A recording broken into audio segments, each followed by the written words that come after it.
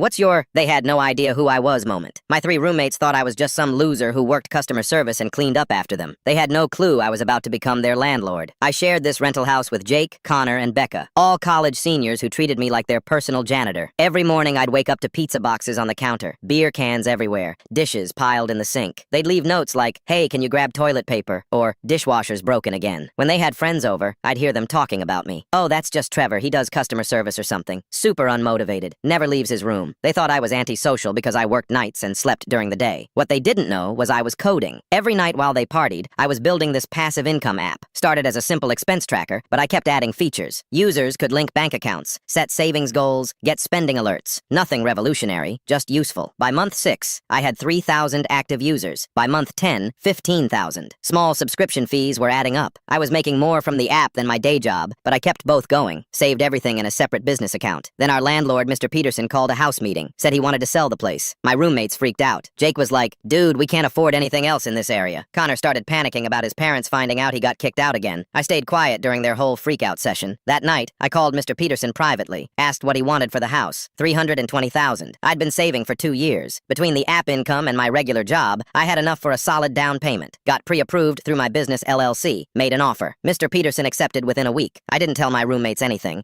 Just said the landlord was still looking for buyers. They spent weeks stressing, looking at overpriced apartments, arguing about who would live where. Finally, closing day came. I signed the papers, got the keys, became the official owner. My roommates still had no idea. I waited 2 weeks, then sent them an email from a generic Gmail account. "Hello, tenants. I am the new property owner. Please see attached lease agreement with updated terms. New rent was $200 more each, plus a cleaning deposit. Rules about common areas staying clean. Mandatory house meetings twice a month. Late fees for rent." Everything they'd been doing wrong was now officially prohibited. They were furious. Jake texted the group chat, "This new landlord is insane." Becca was like, "Who does this guy think he is?" Connor wanted to fight the lease terms. They scheduled this big house meeting to plan their response. Asked if I wanted to join their tenant union against the new owner. I said sure, I'd be there. Meeting day arrived. They're all sitting around our kitchen table with printed lease copies, highlighting sections, planning their arguments. I walked in wearing my only suit, carrying a briefcase I'd bought that morning. "Actually," I said, sitting down at the head of the table, "I'm the new landlord." The room went completely silent. Jake's mouth literally fell open. Becca just stared at me like I'd grown a second head. Connor was looking back and forth between me and the lease papers. "You're joking," Jake finally said. I pulled out the property deed with my LLC name on it. "Nope, bought it 3 weeks ago." That's when they realized their unmotivated roommate had been making more money than all of them combined. Their faces were priceless. "So," I continued, "about these lease terms. You have 60 days to start following them, or you can find somewhere else to live. Your choice." Connor tried arguing that I couldn't just change everything. I reminded him I literally owned the house now. Jake asked how I even had money for this. I showed them my app, which now had 40,000 users.